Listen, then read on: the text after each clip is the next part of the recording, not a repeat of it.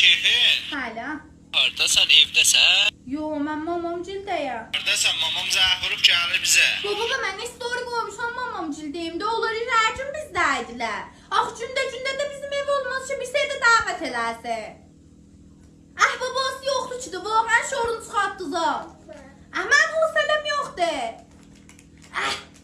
Zəhracığım, mama, mən səni o cür böyütməmişəm.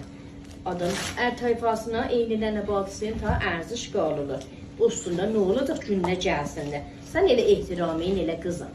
Babayı. Sonra. Hayır, mama burada. Ammam cücə. Yox, mən indi deyim biləsinə. Yox. Yox, xoda. Kim zəh vurubdu? Kim gəlir dedi? Yammam cülcəli. Lazım eləməyib, babaya zəh vurdu, yine biz evdə dərik. Gündə nə olub gəlirlər bura? Biz geyir təvəllüd eşiyim qarşıdır da evdə dəlirlər. Geyirlə təvəllüdə mən bilmirdim deyini. Lazım eləməyib ha. Əsablarımı xərab eləməm. Qara qaş, qara göz, yana bir xallı qız, şirin söz, gülərin dodağı.